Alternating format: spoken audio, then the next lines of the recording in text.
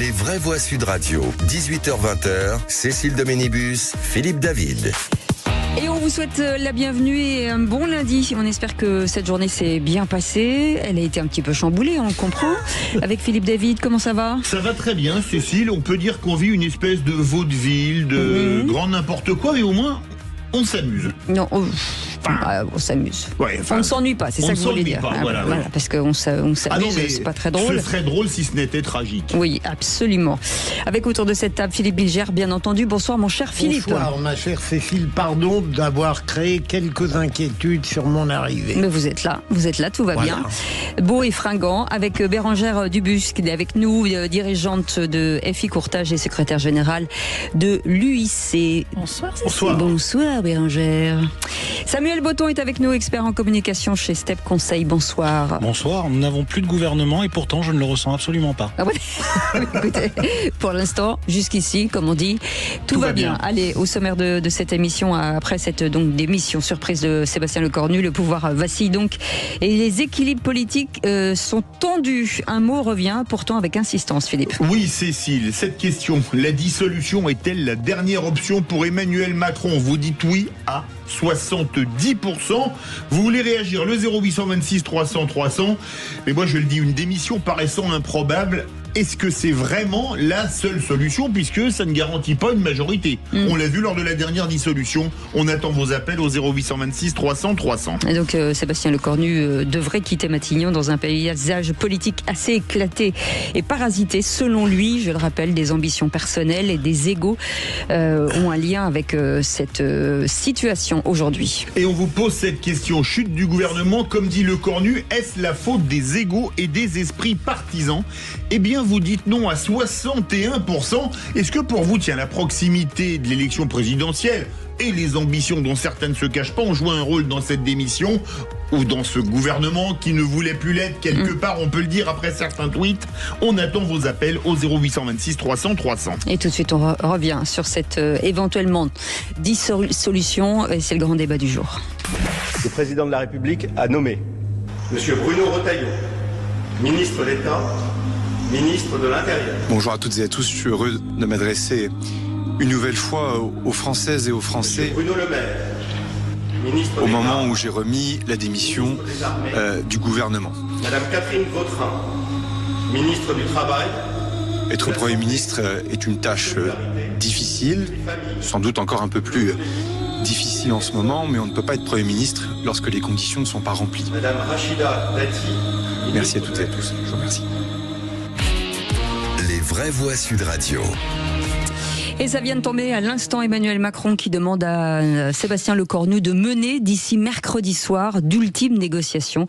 Et ça vient de l'Élysée. Philippe Bilger, on ne comprend plus grand-chose. Oui, mais en même temps, il est clair que, et pardon pour cette banalité, l'unique responsable de cette situation calamiteuse, c'est tout de même le président de la République. Premier point.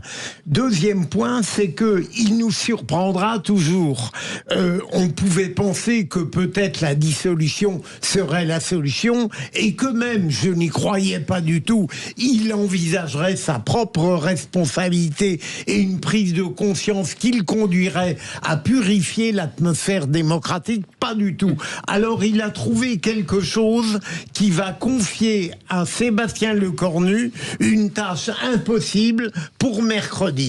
Non, je crois que ce président de la République pose réellement un vrai problème républicain. Certes, il a de l'invention dans la tête, de l'intelligence par ailleurs, mais à force de vouloir échapper de manière désespérée à tout ce que la situation devrait lui imposer, on est en train, ma chère Cécile, je vous rejoins, de tomber sur la tête. Allez, je vais juste vous lire aussi le tweet de Bruno Le Maire, si vous ne l'aviez pas vu. Il dit « Ma décision de rejoindre le gouvernement a été prise uniquement par esprit de mission.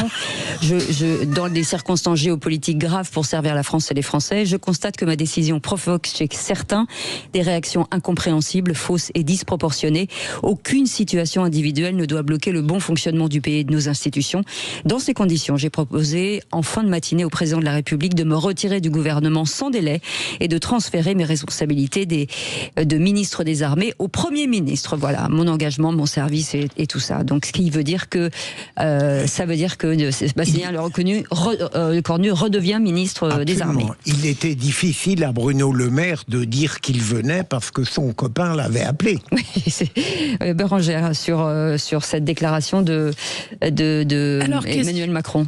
Question juste un peu piège sur Bruno Le Maire qui a été décrié, mais nous, notre métier des courtiers en crédit, on a été sauvés par Bruno Le Maire. Quand on s'est battu face aux banques et que j'ai fait mon syndicat, il n'y a que Bercy qui nous a reçus, il n'y a que Bercy qui nous a écoutés, et sans Bruno Le Maire, on aurait nos 34 000 entreprises fermées. Donc c'est vrai que j'ai du mal à hurler avec les loups, j'ai plein de défauts, mais je suis loyale et je lui dois toujours tellement que je préfère ne pas me prononcer. Non, mais là, je voulais vous prononcer sur le fait que Emmanuel Macron donne encore 3 jours. Oui, il donne 3 jours à qui, en fait? Le Cornu n'est plus Premier ministre, donc il redevient ministre des Armées. Il est Premier ministre et démissionnaire de ministre des Armées. Et il lui confie quoi? Ça n'a aucun sens. Mais en fait, il y a toujours la loi et l'esprit de la loi, comme disait Philippe. Emmanuel Macron ne respecte pas l'esprit de ce que doit être la politique. Mais ce qui est très drôle, même si c'était tragique, hein, c'est Adrien Brachet, journaliste politique au Point, qui tweetait hier soir une confidence d'un ancien ministre macroniste sous couvert d'anonymat, et ça a été repris, et Adrien Brachet est un journaliste sérieux. C'est la Germanwings, il s'enferme dans le cockpit et fonce dans la montagne avec tout le monde à bord. Et j'ai l'impression que là, le président de la République, quand on voit ce qu'il demande à Sébastien Lecornu, qui n'est plus Premier ministre quand même depuis ce matin. Mais et ça qui visiblement n'a plus envie dans ces conditions-là. On a l'impression de vivre une situation irréaliste. Irréaliste. La France n'a plus de capitaine, la France n'a plus de commandant, la France n'est plus dirigée, on ne sait pas où on va. Moi, il y a juste un terme qui retient toute mon attention dans la déclaration d'Emmanuel Macron. Vous avez eu des analyses, elles sont très bonnes, j'ai rien à rajouter. Par contre, je m'interroge sur le sens du mot ultime négociation. Qu'est-ce que ça veut dire? Est-ce que ça veut dire que si Lecornu n'y arrive pas, le président va prendre acte, et là ça nous amène à un sujet un peu plus costaud, dissolution, démission, je sais pas, mais la question c'est ultime négociation, c'est-à-dire qu'est-ce qu'il attend de ça? Et surtout j'ai l'impression qu'on parle comme si on était après les résultats de la dissolution. C'est-à-dire tout ce wording-là, il fallait le tenir il y a 1 an. C'est il y a 1 an qu'il fallait mettre en place des plateformes, qu'il fallait exhorter les partis, tous à quelques exceptions près, 2 en l'occurrence, à travailler ensemble. Tout ça, ça n'a pas été fait. Alors vous avez parlé du sondage qui a été fait. Est-ce que c'est la faute aux égos? Évidemment, à 50%, c'est la faute aux égos. C'est le deuxième débat, mais ça rejoint le premier. Sur Emmanuel Macron, pour reprendre, il ne fait rien de plus que tous les autres présidents de la Ve République. Il fait en sorte que le costume soit sur mesure pour lui. Alors, c'est pas forcément ce à quoi on a été habitué, Philippe, mais il joue une partie qu'il peut jouer. Il ne la joue pas comme nous l'avons connu avec le général de Gaulle, avec Mitterrand, avec Chirac, mais il choisit de jouer selon ses codes et selon ce que la situation exige et qui est relativement inédite. Ça ne veut pas dire qu'il joue bien la partie, mais en attendant, c'est ce qu'il a choisi de faire. Et après, pour revenir justement sur la mission de Sébastien Lecornu, je ne sais même pas à qui il va pouvoir s'adresser en premier lieu, parce qu'il n'y a plus d'interlocuteur, c'est-à-dire LR est un champ de ruines, et j'étais même étonné que ça dure encore jusque-là. Le Parti Socialiste a son propre combat à mener, j'y reviendrai plus tard, et la France Insoumise est hors du champ républicain. Donc bon, il reste qui? Samuel, j'ai une objection. Lorsque vous comparez la pratique d'Emmanuel Macron à celle de ses prédécesseurs, il me semble qu'il y a deux divergences fondamentales. Les précédents n'ont pas mis délibérément la France dans une impasse démocratique. Là, elle vient directement d'Emmanuel Macron. Et deuxième élément, lui, il refuse les moyens de dénouer la crise. Mais tout ça, Philippe, c'est le résultat de l'interprétation d'Emmanuel Macron. Ça ne veut pas dire que sur le fond et sur la manière dont il joue avec les codes de la Constitution et de la Ve République, ça ne veut pas dire qu'il est hors zone. S'il joue ce jeu-là et qu'il peut le jouer, c'est que la Ve République le lui permet. Je ne dis pas que la partition est bonne, elle est mauvaise à mon sens, mais il joue son jeu. Je crois qu'il est singulier. Qu'est-ce que Emmanuel Macron n'a pas compris finalement de redonner encore 3 jours alors que tout le monde, que ce soit de très large à droite qu'à très large à gauche, de dire on ne veut pas en fait. Non mais en fait il y a la loi, l'esprit de la loi. Ce que vous êtes en train de dire, c'est il a le droit de le faire. Oui, constitutionnellement, il peut prendre Attal, alors éducation nationale, Premier ministre, Pannier-Runacher. En fait, il les fait tourner. C'est un truc de fou. On prend des gens que les Français ne veulent pas et on les fait tourner les uns les autres. Mais c'est le résultat d'une absence de majorité majorité Et absolue. le problème, c'est que de ne pas Petite respecter... info, Sébastien Lecornu vient d'accepter la proposition d'Emmanuel Macron. Et on reprend le même, on le recycle encore dans un nouveau poste. En fait, Cécile, il faut bien voir que, et ça, Samuel, sans doute sera-t-on d'accord, sur le fait que depuis le début, face aux crises, on a remarqué qu'il y a quelque chose qu'Emmanuel Macron détestait, c'est se faire imposer par une majorité, un consensus. Là, tout le monde, peu ou prou, disait dissolution. On aurait dû être à peu près sûr qu'il allait sortir de son chapeau présidentiel autre chose. Moi, je me rappelle que quand François Fillon s'était maintenu, je crois que c'était Libé qui avait parlé du forcené de la Sarthe. Là, je crois qu'on a un forcené à l'Élysée. Allez, on fait une petite pause. Il y aura peut-être encore des informations qui vont tomber. Ça ne s'arrête jamais. Allez, vous voulez réagir, le 0826 Absolument. 300 300. On vous attend, on sera ravis de débattre avec vous. À tout de suite, on est ensemble jusqu'à 20h. Sud Radio. Parlons vrai. Parlons vrai. Sud Radio. Parlons vrai. Sud Radio. Les vraies voix Sud Radio. 18h-20h. Cécile de Ménibus, Philippe David.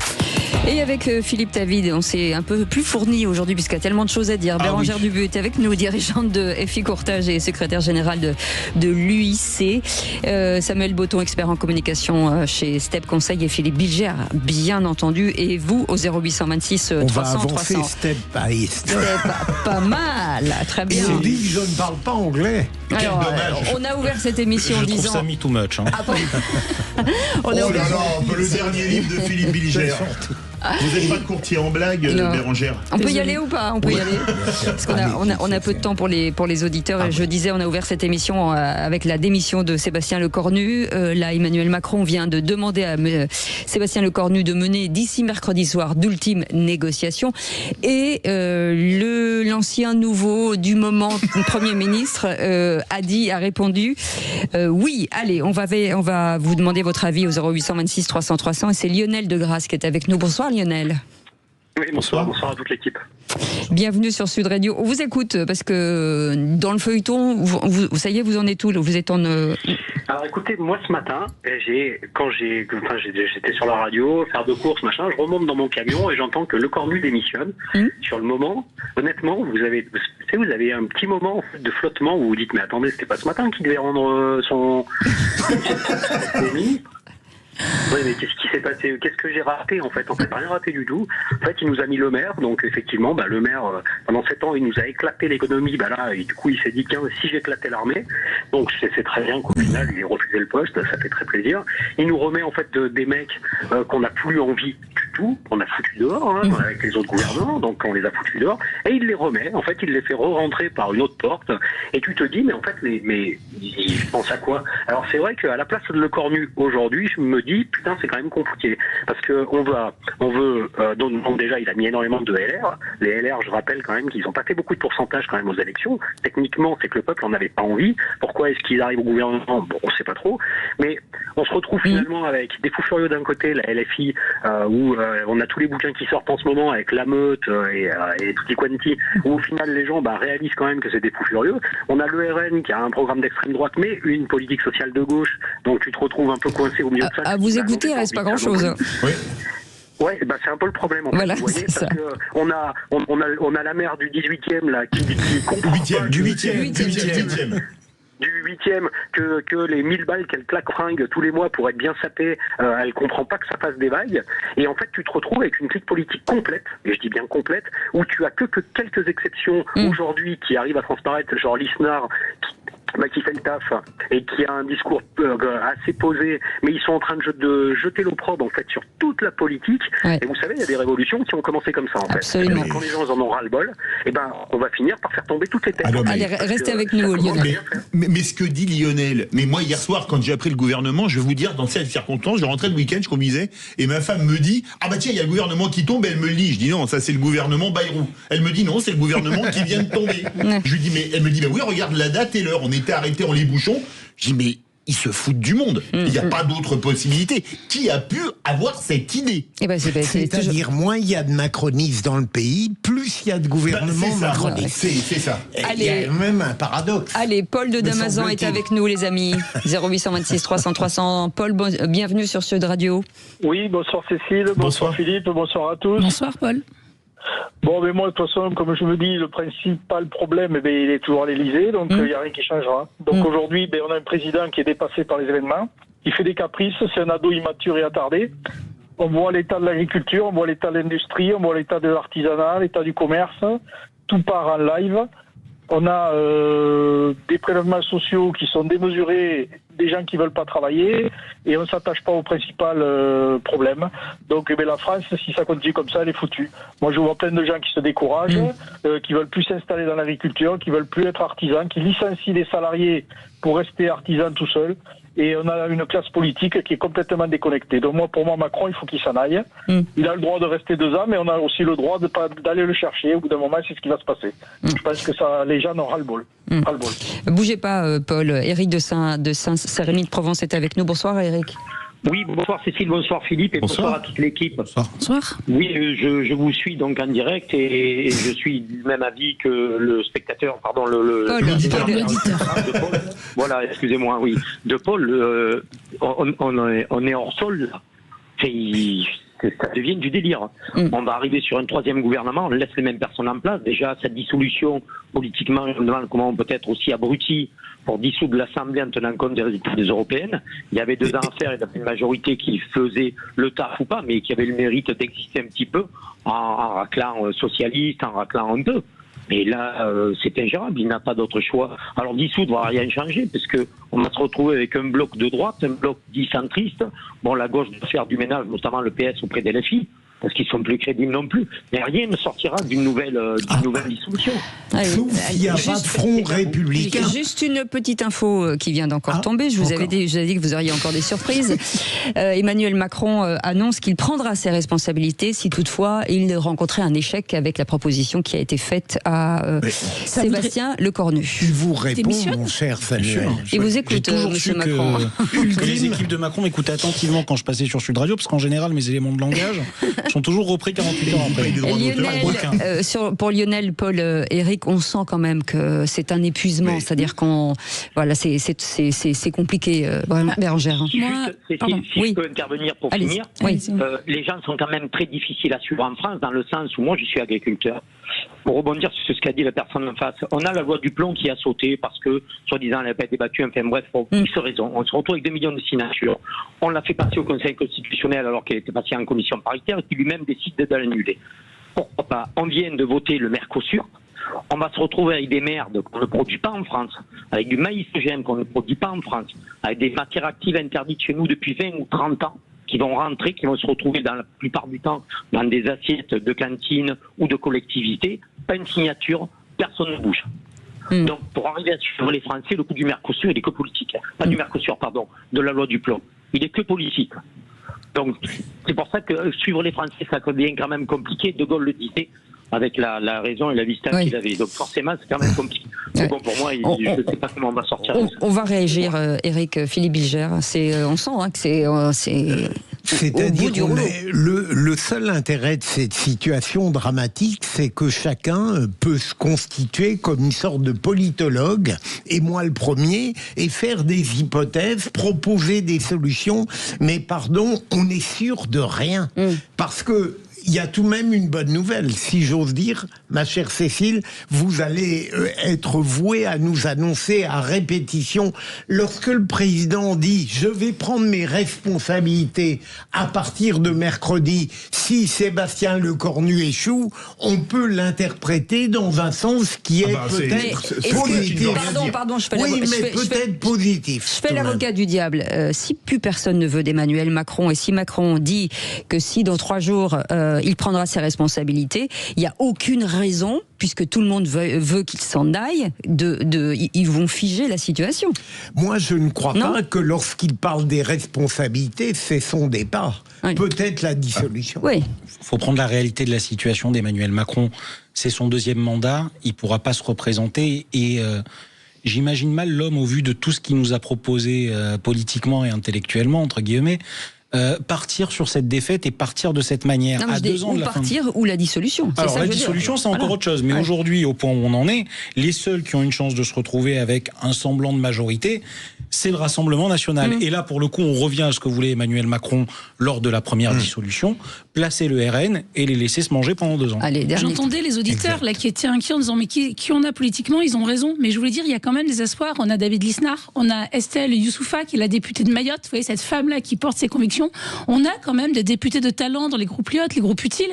Et moi, j'espère qu'une dissolution pourrait refaire prendre conscience aux Français que voter pour des gens qui ont du slogan et du prêt-à-penser, les députés LFI, que voter pour des produits préfabriqués, toute la clique, Attal et ses petits copains, ça ne fonctionne pas. Retrouver à des gens de terrain, des députés, des maires qui font de la politique, on a peut-être un espoir dans cette dissolution. Sébastien Lecornu, un homme de terrain. Au vieux monde par le vieux monde. Mais c'est pas le vieux monde. Mais c'est totalement le vieux monde, Lisnard. C'est la vieille politique politicienne. Il n'y a rien de nouveau dans cette proposition.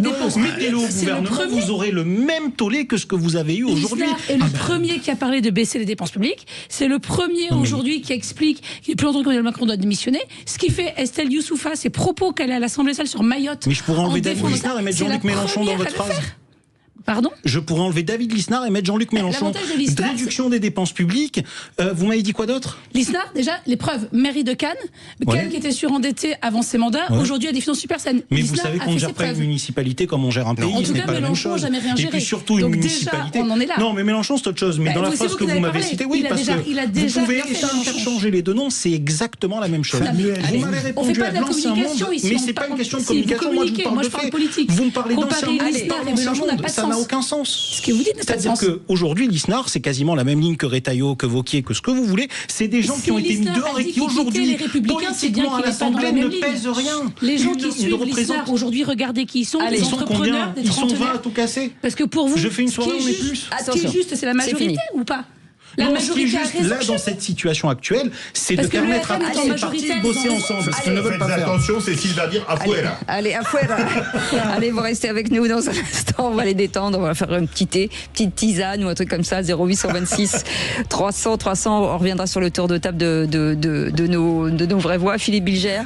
On va parler politique. Il n'y en avait pas, ma chère. Il y en a. Mais c'est pas Philippe David a voulu me censurer. Samuel Botton, on parle de quoi ? Du PS ? Du PS qui va devoir assassiner LFI. Le retour. Allez, Philippe David. Si j'étais président de la République, chantait Gérard Lenormand. Eh ben, on en parle dans un instant. À tout de suite. Voilà. Sud Radio. Sud Radio. Parlons vrai. Parlons vrai. Sud Radio. Les vraies voix Sud Radio. 18h-20h. Cécile de Ménibus, Philippe David. Avec des débats très animés aujourd'hui, avec une table bien fournie. Philippe David, bien entendu, qui est avec nous. Bérangère Dubu, Samuel Botton et Philippe Bilger. Tout de suite, le tour de table de nos vraies voix. Mais maniez-vous le tronc, on va bientôt se mettre à table. Tout de suite, là ? Ça a commencé ? Oui. L'émission a commencé ? C'est ce que je viens de dire. Excusez-moi, je ne savais pas que l'émission avait commencé. Ah, d'accord. Le tour de table. De l'actualité. Et on commence par une lueur d'espoir avec Philippe Bilger. Oui, alors, je ne cherche pas à tout prix à me distinguer, mais il y a une phrase d'un poète surréaliste que je cite trop souvent parce qu'elle me sert d'argument. Jacques Perret, qui s'est suicidé, qui était le modèle du feu follet, avait dit un jour: je me demande pourquoi on attend d'être au fond du trou pour savoir comment on est arrivé au bord. Et je crois que ça rejoint bien notre situation d'aujourd'hui. Je pense qu'on n'est pas encore, et je le dis sans ironie, j'aurais mauvaise grâce à en faire aujourd'hui, on n'est pas encore suffisamment au cœur du désastre. Et je crois qu'on peut encore accentuer la catastrophe, et le président de la République fait ce qu'il faut pour ça.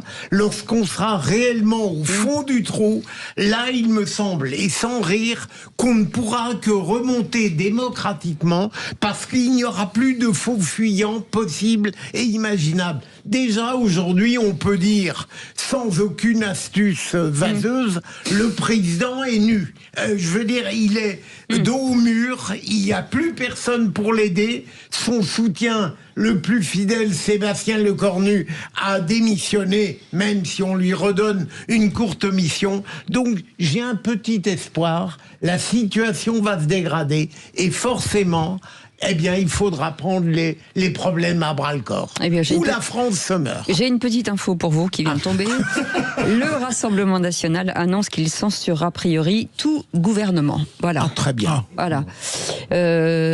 Juste Bigère qui nous dit qu'il a une lueur d'espoir de la part d'un poète qui s'est suicidé et qui nous dit qu'on va continuer à creuser. Mais la phrase est très belle et elle est pleine d'espoir. Philippe, le jour où je suis pas très bien, je vous appelle pas.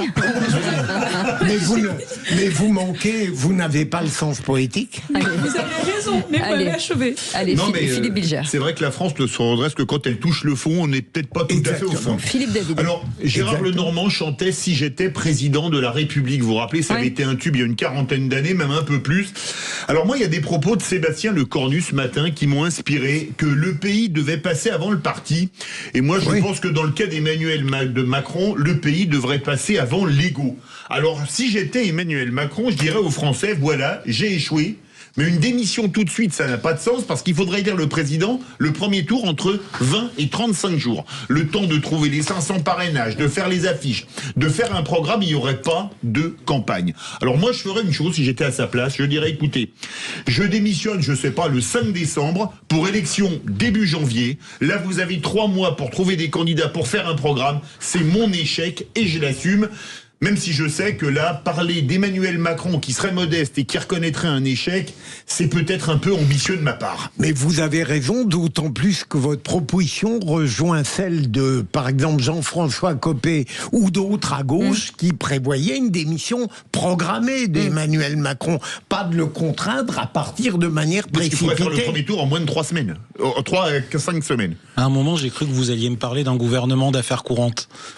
Non, pas du tout en fait. Oh bah là, si, il gérait les affaires courantes pendant les 3 mois à venir. Bah, je voyais même ça pour les 2 ans, parce qu'en fait, moi, je plaide pour cette solution depuis des mois. 3 mois, c'est jouable, 2 ans, c'est 3 ans et demi, c'est trop long. Petite info, ding ding.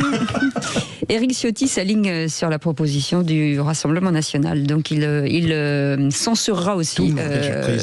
Très bien. Petite Madame Castet, peut-être, pour vous, Oui, Bérangère. alors moi, en fait, j'ai l'impression d'être dans une boucle spatio-temporelle, une faille.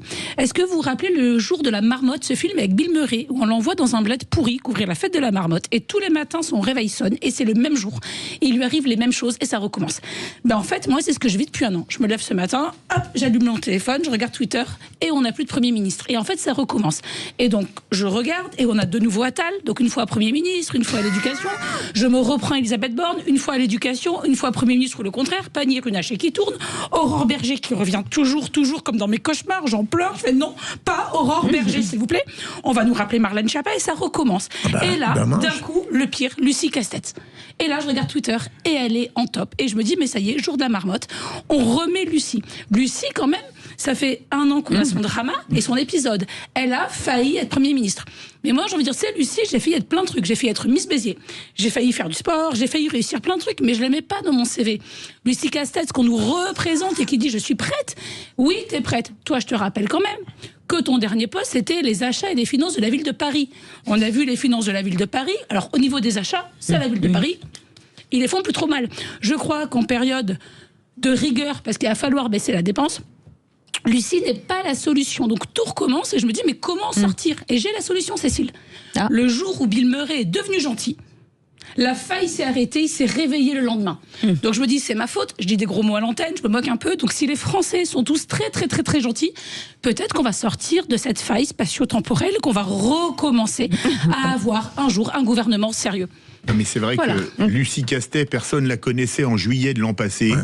On nous l'a vendue comme première ministre, je sais pas, moi, je sais pas, de quel poche.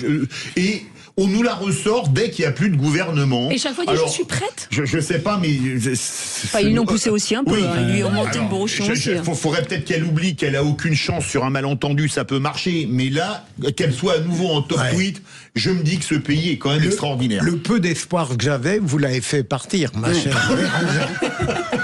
Samuel ?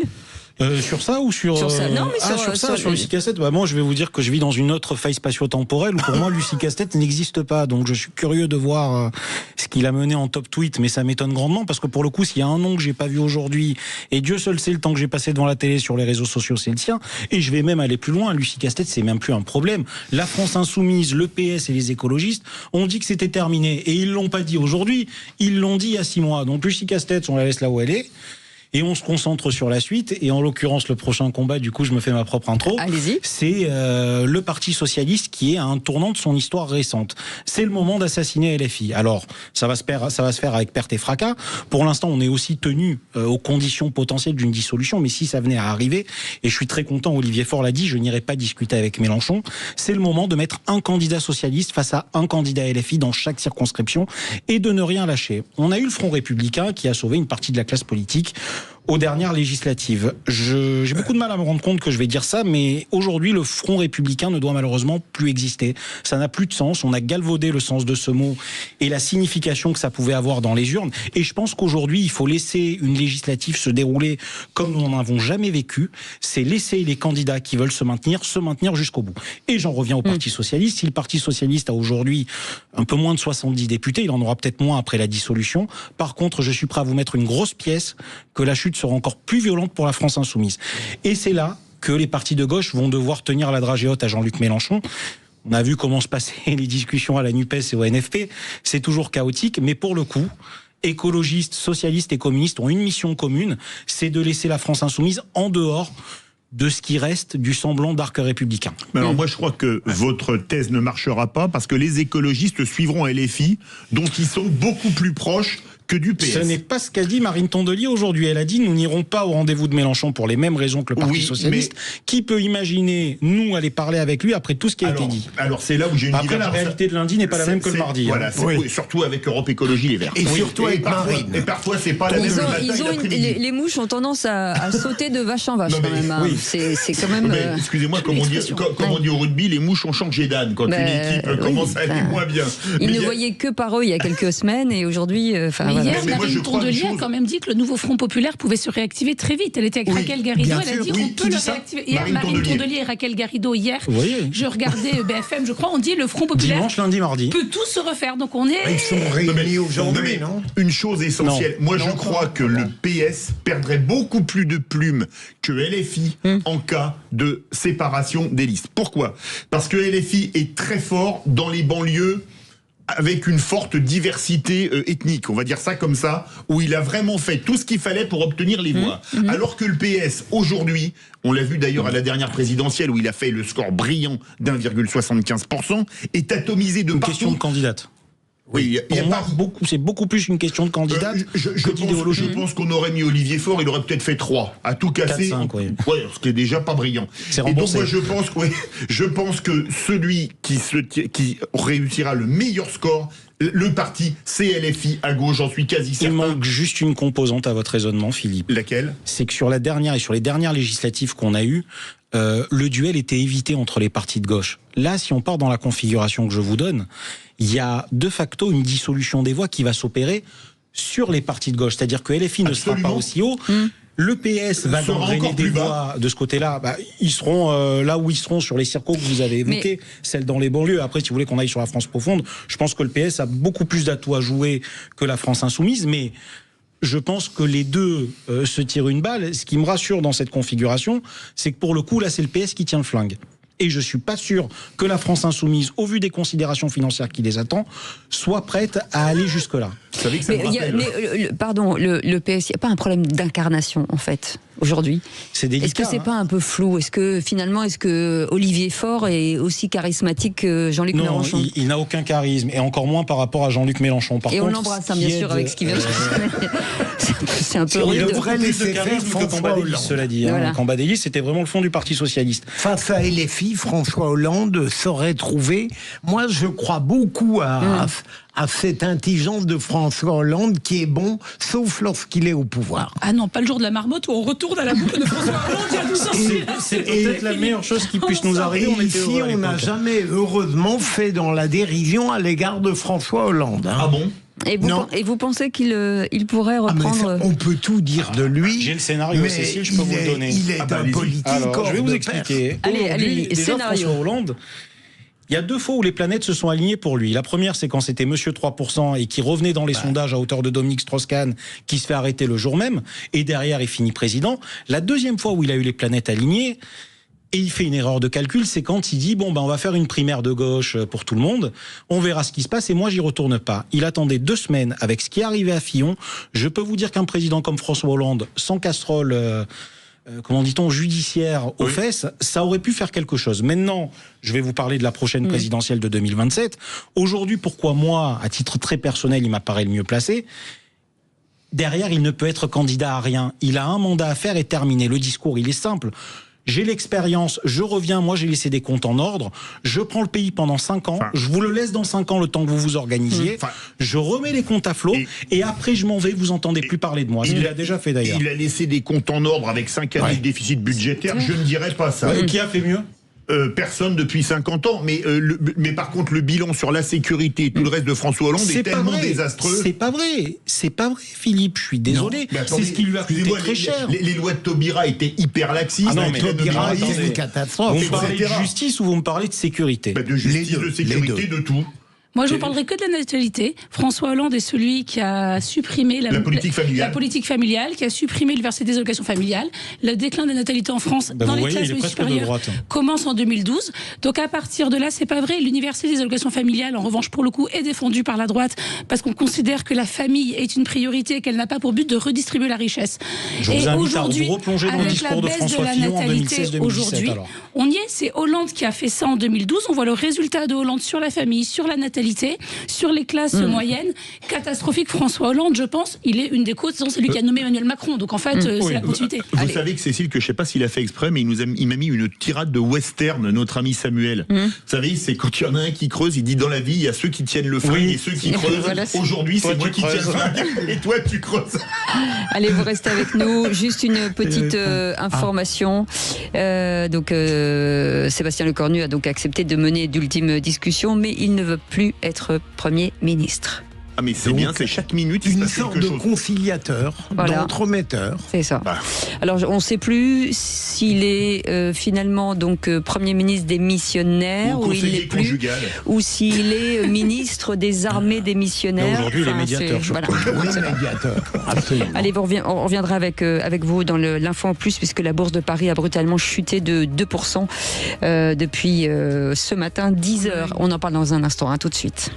Sud Radio. Parlons vrai. Parlons vrai. Sud Radio. Parlons vrai. Sud Radio, parlons vrai. Parlons vrai.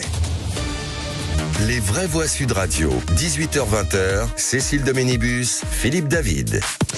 Et autour de cette table bien fournie aujourd'hui, on se croirait le dimanche autour du poulet parce que ça râle. Ça n'arrête pas de dire oui, moi je mange. Parler de poulet frites à 7h moins 10, vous m'avez planté un coup de couteau dans le cœur.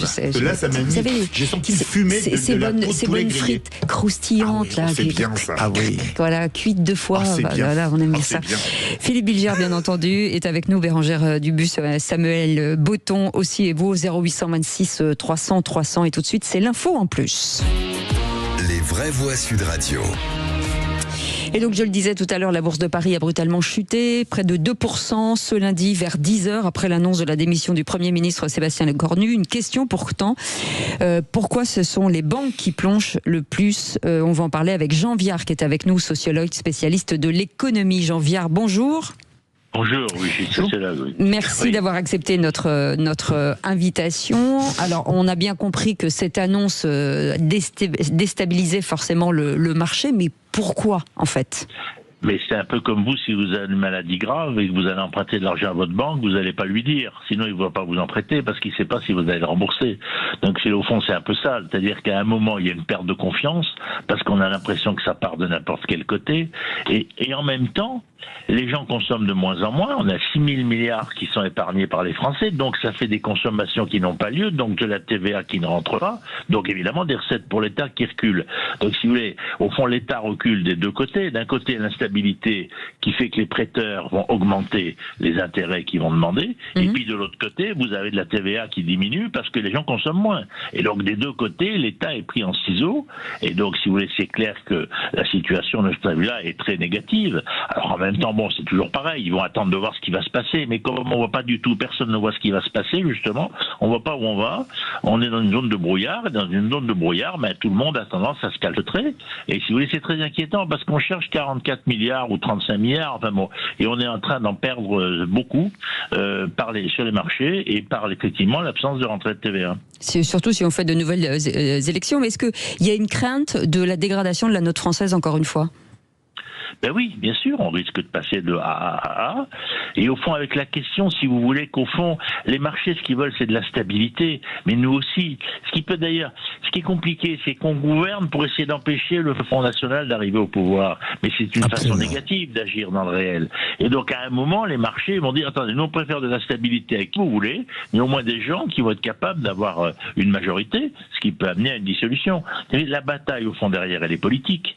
Et la vérité, c'est que l'ensemble des partis, on va dire démocratiques, sont tous démocratiques, mais je veux dire, ce qu'on appelle le bloc démocratique, c'est que la moitié des électeurs.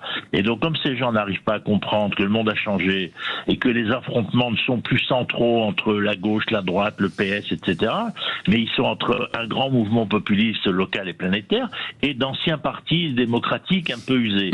Il est clair que du coup, il n'y a pas d'offre politique, et moins il y a d'offres politiques, plus les marchés ont peur. Ce que dit M. Viard, pardon, Philippe. Non, mais j'en viens. Est-ce que, pardon de dépasser un peu les banques, si j'ose dire, est-ce que vous n'avez pas l'impression que la situation politique d'aujourd'hui montre de la part du pays une volonté de se désennuyer d'une forme de démocratie classique ?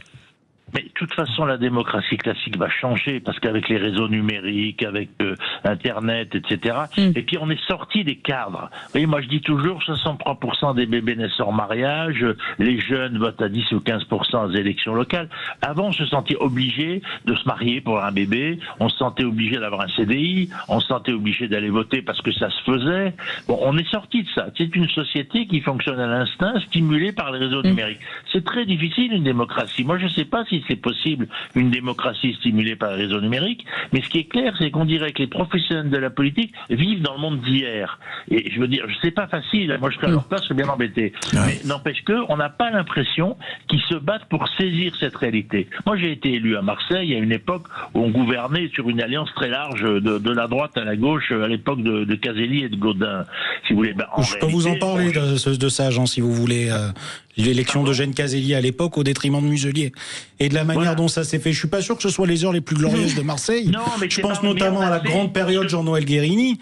Je suis pas sûr que ce soit les bons exemples. Et permettez-moi de rebondir sur votre propos. Il y a 2-3 choses qui m'ont interpellé. La première, c'est quand vous dites les Français ne comprennent pas ce qui se passe politiquement. Les Français, ils ont très bien compris.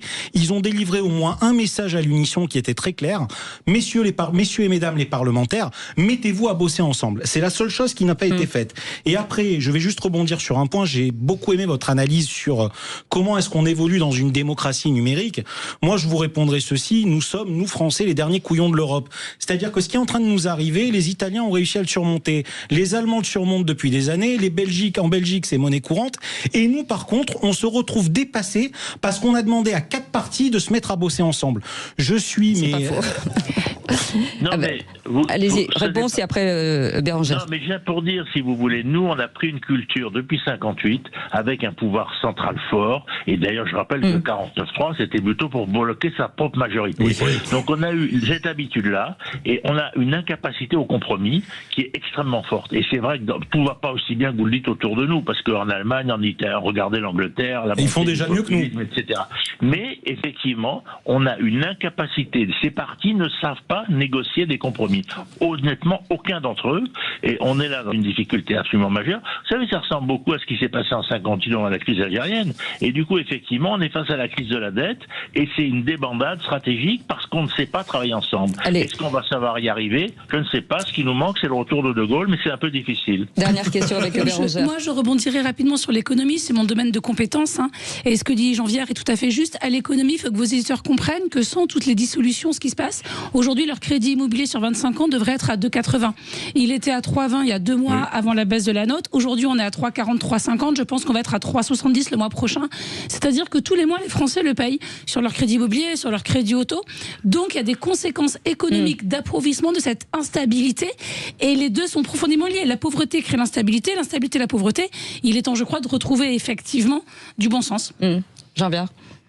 Mais je suis d'accord, je veux dire, mais après c'est pas seulement du bon sens, si vous voulez, c'est que c'est des cultures de droite et de gauche qui ont été construites pour s'affronter et elles n'arrivent pas à en sortir. Et je veux dire, et c'est clair, et c'est pour ça que sans doute, effectivement, s'il y avait des élections, le Rassemblement national serait un raz-de-marée, et donc à un moment c'est la question qui va se poser. Mais si vous voulez, ces gens ont montré depuis en tout cas un mois, de plus encore que tout, leur incapacité totale à se mettre autour d'une table, à dire toi tu veux un peu de taxe Duckman, on va négocier sur les retraites, moi j'aimerais que sur l'immigration on change de politique et on échange des objets en disant bon là je suis prêt à reculer, toi tu avances sur l'autre. Bon, on est incapable de le faire et ce qui se passe est très préoccupant parce que la France recule en termes économiques et culturels et notre image est catastrophique alors qu'il y a la guerre en Ukraine, alors qu'il y a des tas d'enjeux absolument essentiels dans le réchauffement climatique. On est mal barré. Nous sommes dogmatiques et pas pragmatiques. Merci beaucoup Jean-Pierre en tout cas de cette analyse, sociologue spécialiste de l'économie. Vous restez avec nous dans un instant.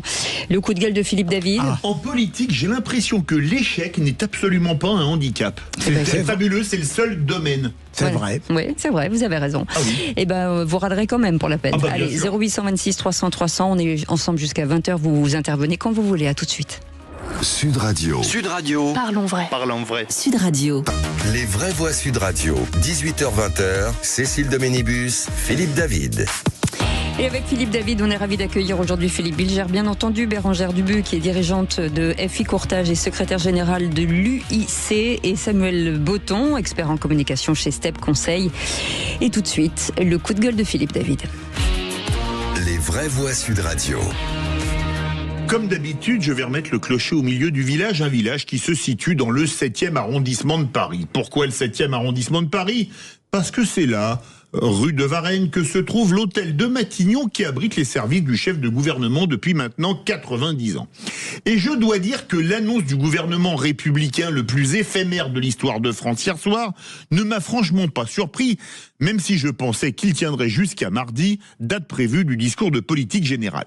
Et je dois dire que parmi les noms qui faisaient partie de ce gouvernement, aussi éphémère qu'une rose, les roses n'ayant qu'un matin, comme disait le poète François de Malherbe, un m'a plus surpris, autant qu'il a surpris les Français, à en croire les réactions sur les réseaux sociaux, Bruno Le Maire. Bruno Le Maire qui, pour faire du Valérie Pécresse, a cramé la caisse lors de ses 7,5 passés à Bercy, laissant, pour faire du Bruno Le Maire, une dette publique et des déficits dilatés comme jamais, au point qu'on ne sait plus comment faire un budget. Mais comment pouvait-on envisager que cette nomination, sans être certain de la bronca qui allait suivre ? Comment être aussi déconnecté des réalités des Français qui gèrent leur budget parfois à l'euro près, en se serrant toujours plus la ceinture, en redonnant un poste essentiel à une personne, certes bardée de diplômes, mais avec un bilan aussi calamiteux? Est-ce que dans la politique, l'échec est un atout, alors que dans le privé, il est synonyme de départ avec pertes et fracas? Les dirigeants qui ont fait cette nomination vivent-ils dans le même pays que nous? Non, car ils se considèrent comme les élites, alors que nous sommes la plèbe ou les Gaulois réfractaires, comme vous voudrez. Bruno Le Maire avait d'ailleurs remporté le prix de l'humour politique en 2016 avec cette phrase restée dans les mémoires: « Mon intelligence est un obstacle », phrase qui nous a donné la certitude que Modeste n'est pas son second prénom. Enfin, pour terminer sur une note positive, mieux vaut que le gouvernement ait disparu aussi vite qu'il est apparu, car avec Bruno Le Maire, ministre des Armées, il ne nous restait plus qu'à prier pour que dans 6 mois, la principauté de Monaco ou la principauté d'Andorre ne nous déclare pas la guerre.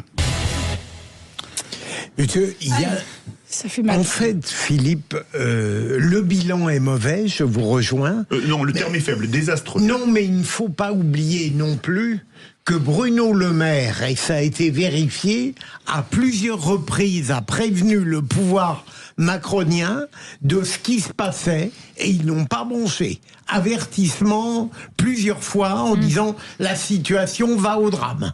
Et deuxième élément, est-ce que vous croyez que tout échec doit être sanctionné? Il y a des échecs qui relèvent de l'espèce d'imprévisibilité de la politique et qui ne sont pas démonstratifs d'une carence ou d'une impuissance. Dans le privé, tout échec est sanctionné. Ah oui.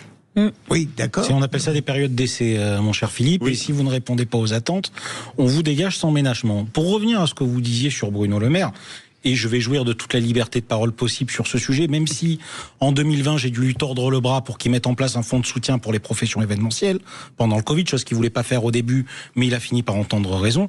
Le simple fait qu'il ait trouvé que c'était une bonne idée de revenir et que ça allait être acceptable pour la population, ça me dépasse. Et on en revient au point que vous évoquez de déconnexion totale des élites, c'est-à-dire à quel moment on peut penser que quelqu'un qui a fait 7 ans à peu près, 7 ans et demi, donc en tant que ministre de l'économie à Bercy, qui n'a pas forcément laissé un souvenir impérissable. Je vais juste rejoindre Philippe. La seule circonstance atténuante qu'on peut lui trouver, c'est le Covid. Oui. Et pareil pour Macron, d'avoir ouvert les vannes et d'avoir fait ce qui à l'époque était nécessaire et d'avoir préservé l'économie et les entreprises. Mais en dehors de ça, hormis des missions de VRP à l'international pour expliquer qu'il fallait venir investir en France, quel est le vrai bilan de Bruno Le Maire d'un point de vue économique? C'est le néant. C'est le néant, les livres. Mais même les livres ne se sont pas bien vendus. Oui. Mieux que ceux de Marlène Schiappa, certes, mais ils ne se sont pas... Du bien. Vous dites du mal de Marlène. Je l'adore, dans de très bons cabinets. Donc, tout ça vous avez bien compris que pour pas vous faire tacler, il faut que vous soyez autour de la table. Tout ça pour dire, le simple fait qu'il ait pensé que c'était... plausible, j'allais dire bonne idée, mais vous avez raison, plausible de revenir, ça me dépasse. Et dans tout ça, alors pour le coup, s'il y en a un sur lequel j'ai vraiment pas envie de taper, c'est le Cornu. Je suis beaucoup plus dur avec Bayrou que ce que je peux l'être avec le Cornu, mais que lui-même se soit dit c'est une bonne idée, ça me dépasse. Et alors par contre, le pompon... Et messieurs, je vous prends à témoin tous les deux, pour moi il est pour Retailleau, qui vient se pointer la gueule enfariné en plateau pour nous dire non mais moi j'étais pas au courant que Bruno Le Maire... j'arrive pas à y croire. Il y a un mois, messieurs, je vous l'ai dit, je vous ai regardé dans les yeux, je vous ai dit Retailleau, c'est un second, voire même un troisième couteau du gouvernement. Avait pris pour un fou à ce moment-là. Cette situation me confirme que j'avais raison. Bruno Retailleau... Laissez finir. Non, mais vous avez eu tort, Samuel. Mais j'ai totalement raison. Bruno Retailleau, c'est une haine gouvernementale. Ça l'a mené à 9%. Ça n'est pas parce que vous citez un propos que vous avez tenu à un mois que le propos d'aujourd'hui est valable. Mais ça reste, attendez, il est devenu quatrième couteau. Mais Bérangère veut réagir. Non, on ne peut plus. Vous avez fait du mansplaining. On ne peut plus. C'est dommage. Les hommes monopolisent la parole. Non, mais je suis très sûr que ça vous arrange. De toute façon, Bérangère, vous avez déjà défendu Bruno Le Maire, vous n'allez pas recommencer. Finissez, Philippe, 2 secondes. Je voulais dire que Bruno Le Maire... Bruno Retailleau n'est pas à ce point stupide que d'accepter d'entrer au gouvernement et de devoir en partir tout de suite si on ne lui avait pas menti. Allez. Et c'est ce qu'avait fait Sébastien Lecornu. Juste aujourd'hui, c'était la Saint-Bruno. Voilà. Il y avait 2 Bruno très importants aujourd'hui. On dirait que c'était vraiment sa fête. Alors c'était ça, exactement. Allez, vous restez avec nous dans un instant. La question du soir, c'est le gouvernement Lecornu, donc a duré à peine une nuit. Ce sont des querelles d'ego. C'est ce qu'il a déclaré. Et oui, Philippe. On vous pose cette question, chute du gouvernement, est-ce la faute des égos et des appétits partisans, comme le dit Sébastien Lecornu? Vous dites non à 61%. Et la question se pose pour certains, puisqu'on n'est quand même pas très loin de la prochaine présidentielle, non? Ça va même peut-être aller très vite mercredi. Bon, on ne sait pas. Ça peut tomber maintenant. Allez, à tout de suite. Sud Radio. Sud Radio. Parlons vrai. Parlons vrai. Sud Radio. Parlons. Les vraies voix Sud Radio. 18h-20h. Cécile Doménibus, Philippe David. Et pour l'instant, Bruno Retailleau arrive au siège des Républicains. Philippe Bilger est avec nous. Bérangère Dubu est avec nous. Avec aussi Samuel Botton et Philippe David, bien entendu. Et on va revenir sur ce qu'a dit hier l'ancien Premier ministre démissionnaire, on ne sait plus tout. En tout cas, Sébastien Lecornu qui parlait des querelles d'ego et des calculs politiques, Philippe. Oui, on vous pose cette question, chef d'une chute du gouvernement, est-ce la faute des égos et des appétits partisans, comme dit Sébastien Lecornu? Eh bien, vous dites non à 61%. Est-ce que pour vous, les ambitions n'ont pas joué sur ce qui s'est passé entre hier soir et ce matin? Est-ce que pour vous, la présidentielle au suffrage universel, c'est peut-être pas ce qui pose parfois problème dans le calendrier politique? On attend vos avis au 0826 300 300. Tout de suite la question. Sébastien Lecornu a présenté sa démission. C'est le rebondissement de cette matinée. Emmanuel Macron a accepté le départ de son Premier ministre le lendemain de l'annonce du gouvernement. Et sans doute le Premier ministre éphémère n'avait-il pas de marge de manœuvre? On n'est pas surpris que M. Lecornu échoue. On est un peu surpris par contre qu'il le fasse avant même son discours de politique générale. Donc vous attendez une dissolution prochaine? En tout cas, je l'espère. Est-ce que vous vous sentez responsable de la démission du gouvernement qui aura tenu seulement une douzaine d'heures? Écoutez, pas du tout. Et je vais vous expliquer comment les choses se sont passées. Hier, j'ai été reçu pendant 1h30 par le Premier ministre. Jamais il ne m'a dit qu'il y aurait la nomination de Bruno Le Maire. Donc un problème de confiance. Quand on est dans une équipe, on a besoin de confiance. Mais il faut toujours préférer son pays à son parti. Et il faut savoir écouter ses militants, mais toujours penser aux Françaises et aux Français. Merci à toutes et à tous. Je vous remercie. Les vraies voix Sud Radio.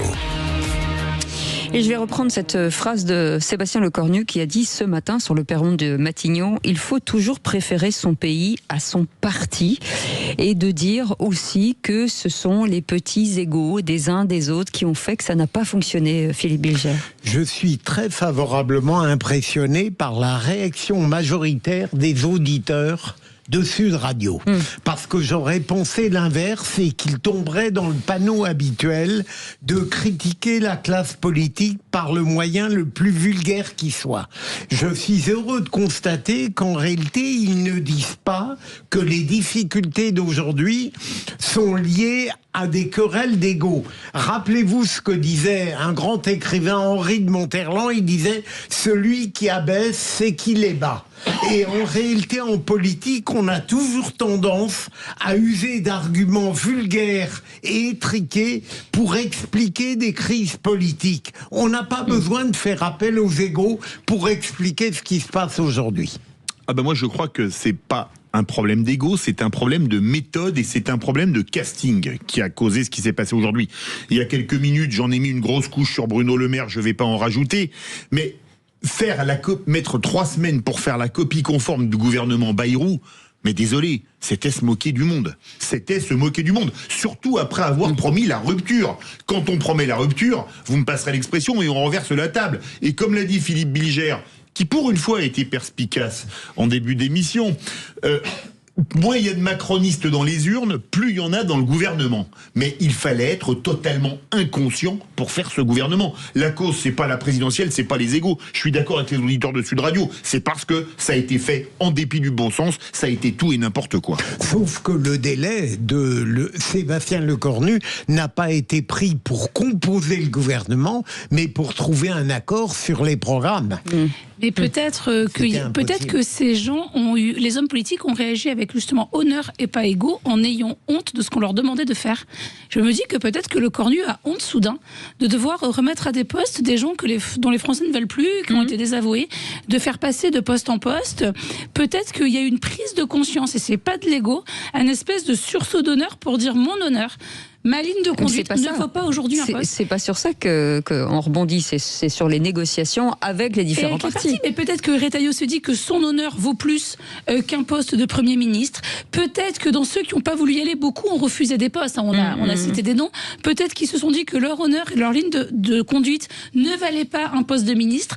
Peut-être qu'il y a juste eu, de manière générale, une prise de conscience, et c'est ce que j'espère pour être positive, de se dire on ne peut plus cautionner un président qui est enfermé chez lui, finalement c'est ça, qui n'écoute pas les Français, ou on change de gouvernement, une instabilité, et bien finalement on part. Retailleau part, les LR veulent pas l'ailler, et tous ceux qui ont refusé, beaucoup de socialistes ont refusé aussi, on n'y va plus. Peut-être que c'est juste un baroud d'honneur, je crois, pour dire non à Emmanuel Macron. Je pense qu'il y a un peu de tout. C'est-à-dire, moi, j'ai du mal à ne pas considérer la question des égos sur cette problématique parce que ça fait 1 an qu'on vit au rythme des débats à l'Assemblée nationale, du moins de ce qu'il en reste, des tractations qu'il peut y avoir, et Dieu seul sait s'il y en a eu sur les présidences de commission et les vice-présidences. Mais je vous coupe, Olivier Faure qui demande à être Premier ministre depuis des semaines et des semaines et des semaines, il n'y a pas du tout d'ego pour vous? C'est totalement de l'ego. Ah oui, d'accord. Alors après... Je vais essayer de me faire le tout à l'ego. Non, mais je vais essayer de me faire un peu l'avocat du diable pour les uns, pour les autres. Déjà, si on remet de l'ordre, ce qui met le feu aux poudres par rapport à la situation de ce matin, c'est la déclaration de Bruno Retailleau d'hier. Et là, je lui aurais répondu, indépendamment de Bruno Le Maire, ça c'est encore autre chose, mais un ministre, ça démissionne ou ça ferme sa gueule. Donc là, il fallait démissionner. Et se taire. Ça, c'est le premier point, Philippe. Ah, pardon. Attendez, ça dépend. Vous en avez combien? Le cinquième, c'est le combien? Il y a ce premier point sur Retailleau qui fait quand même sauter un peu l'équilibre très précaire qu'il y avait. Donc à partir de là, pour moi, le cornu, il acte la seule décision qu'il peut acter, c'est se dire je m'en vais. Après, sur la question des égos, quand j'entends que plus ou moins tous les partis sont là à tenir le discours, nous c'est le programme, avec le programme, on verra ce qu'on peut faire sur des discussions, sur des négociations, mais rappelez-moi les équilibres à l'Assemblée nationale et les équilibres politiques. Comment est-il possible que les Républicains soient à ce point représentés dans un gouvernement avec 48 parlementaires? Qu'est-ce qu'on fait du Rassemblement national? Si vous voulez un gouvernement de cohésion, à un moment, il faut prendre en compte ce qui s'est passé dans cette Assemblée. Ça veut dire qu'il faut aussi mettre le RN devant le fait accompli. Vous faites partie de cette Assemblée. Il faut bosser. Et le troisième point? Et le troisième point, je vous l'offre. Voilà. Oui, mais votre argument, mon cher Samuel, sur les Républicains ne me semble pas pertinent. Pourquoi ont-ils cette importance alors que quantitativement, je vous rejoins, ils ne sont pas impressionnants? C'est parce qu'ils étaient les seuls, par responsabilité, à vouloir travailler avec les macronistes. Et le Parti socialiste a aussi envoyé ce signal. Oui, mais vous ils n'ont jamais été attendus. On a eu, sur la dernière année, un ministre socialiste autant que possible, c'est Didier Migaud. Mais c'est pas suffisant. Et il n'est pas resté longtemps en plus. Et le programme était aberrant. Mais Philippe, c'est d'accepter la réalité. Lombard. Oui. Non, Lombard, vous ne pouvez pas me classer ça. Et Rebsamen a compris très vite qu'il voulait plus en être. Rebsamen. Oui, Rebsamen. Plus en mettre. Mais je ne saurais même pas vous dire c'est quoi aménagement des territoires ou cohésion? Décentralisation et aménagement des territoires. Bon voilà, on en a eu deux. La réalité, c'est qu'il en aurait fallu beaucoup plus. C'est-à-dire, à un moment, il fallait trouver un équilibre entre des ministres LR, des ministres PS et des ministres ensemble. C'est ce qui n'a pas été fait. Sans vous dire, il faut mettre un PS ou un mec de gauche. Mais Samuel, ils ont peut-être proposé. Il y a peut-être des refus aussi. À quel niveau de poste de ministre sur cette dernière séquence? Oui, mais en même temps, qui serait assez bête, à part Bruno Le Maire, pour devenir ministre d'un gouvernement qui était condamné à mourir mercredi? Non, mais même les gouvernements précédents, il n'y a pas eu non plus sur le gouvernement précédent, vous avez le gouvernement Bayrou, j'ai pas eu le sentiment que Bayrou ait ouvert plus que ça les portes à la gauche. D'ailleurs, les discussions qu'il a menées avec Faure, Hollande et Vallot à l'époque, sur justement les présidences de commission et autres, c'était pas des discussions apaisées. Ça a été très dur. Ça a été au bout de votre propos. Ça a été du couteau jusqu'au bout. Lucie Castex. Je ne vous ai jamais caché que moi, au sortir de la première dissolution, je l'aurais appelée à Matignon pour qu'elle se fasse censurer 2 semaines après. Ça nous aurait évité tout le blabla idéologique sur la question du NFP et sur la question de Lucie Castex. Mais moi, je crois qu'il y a un point sur lequel le Cornu a dit une chose intéressante. Déjà, les égos et les appétits partisans. Il y a une réaction qui m'a amusé, moi, c'est celle de Pierre Jouvet, qui est secrétaire général du PS quand même, qui a dit, je cite, « Nous n'appelons ni à la dissolution, ni au départ du chef de l'État, nous appelons à des solutions. » Et je me demande, sur les arrière-pensées, s'il y a les sondages qui tombent, qui mettent Boris Vallaud perdant dans sa circonscription des Landes face au RN, qui mettent Philippe Brun perdant dans sa circonscription de l'Eure face au RN, si les ténors du PS, voyant qu'ils risquent de perdre leur mandat en cas de dissolution, ne vont pas penser à la présidentielle, mais surtout à ne pas avoir de législative. Moi, c'est ce que ça m'a mis à l'heure. Les sondages, ils te mettent aussi Glucksmann à 2% du deuxième tour pour 2027. Oui, c'est vrai. Donc, pour le coup, tu vois. Mais il y a une différence. C'est que si tu dissous, les élections ont lieu tout de suite, 2027, c'est dans 1 an et demi. Ça change tout. Franchement, vous avez des analyses, vous êtes petit. Mais là, c'est la poêle qui se fout du chaudron. Excusez-moi. Tout à l'heure, vous avez osé dire que mon idée n'était pas pas pertinent. Non, mais regardez comme vous réduisez les socialistes à presque rien. Non, mais c'est parce que je vous chambrais, mon cher Philippe. Oui, mais quand vous chambrez, vous dites la vérité. Alors faisons une synthèse. Non, pas une synthèse. Une projection. Voilà, j'allais chercher les mots. Vous avez une nouvelle à nous annoncer? Non, mais pas du tout. Pour l'instant, tout va bien. Qui alors, Premier ministre? Demain, on mettrait qui? Un nom que j'ai déjà soufflé sur le plateau des Vraies Voix à maintes reprises. Non, Arnaud Montebourg. Non, mais... Arnaud Montebourg, aujourd'hui, si tu veux mettre une personnalité de gauche qui suscite un minimum d'adhésion chez LR, chez Ensemble un minimum, et au PS, c'est Arnaud Montebourg. Tous te diront, le bilan qu'il a eu était plutôt pas mauvais, il s'est retiré de la vie politique, il a plus vraiment d'enjeu, il sait ce que c'est l'entrepreneuriat aujourd'hui. Mais attention, je te parle de ça dans une configuration d'affaires courantes. Et puis personne n'en veut. Philippe Bilger. Moi, je l'adore, mais Emmanuel Macron n'en voudrait jamais. Une expérience. Arnaud Montebourg, il était apiculteur, il a fait la promotion des marinières, il a tenu sa boîte 2 ans. Je crois qu'il n'y a pas d'homme présidentiel puisqu'il y a tout. Le seul Lisnard, vous l'avez oublié. Mais Lisnard n'a pas envie d'y aller non plus. Et je me dis que peut-être qu'il faut une dissolution. En revanche, pas une dissolution pour le coup d'égo qu'a fait Emmanuel Macron un dimanche soir vexé avec une campagne en 15 jours qui n'a pas permis de faire une vraie campagne. Là, elle est nécessaire. Une vraie campagne. Moi, je sais, j'ai été candidate aux législatives où on n'a pas eu le temps et seuls les partis qui étaient organisés avec des fonds, bien sûr, 6,5 à faire mes petites affiches toutes seules, mais j'ai su fière d'avoir fait ma campagne. J'ai été remboursée à 6,5. Je suis fière d'avoir fait ma campagne, de m'être prise entre LFI et le RN. J'ai fait mes petits 6,5 pour avoir une 3e voie. Mais ce que je veux dire, c'est qu'une campagne en 15 jours, on n'a pas le temps d'apprendre, le temps de s'organiser, on a le temps de rien faire. Et c'est pour ça aussi que ces législatives, elles ont été compliquées. Parce que seuls les partis qui étaient constitués en place avec de l'argent ont pu y aller. Prévoyons des vraies élections avec des vrais débats. Il n'y a pas eu de débat aux dernières législatives, on n'avait pas le temps. Des débats publics. Parlons à l'électeur de manière intelligente et peut-être que l'Assemblée ira mieux aussi. Alors, il y a une chose, je crois, sur laquelle il ne faut surtout pas compter, parce que ce n'est pas la culture politique française, c'est le gouvernement d'union nationale. Hein. Vous savez, comme font les Allemands, les Ampelkoalition, comme ça s'appelle, les coalitions des feux tricolores. Ampelkoalition, jawohl, Frau de Minibus.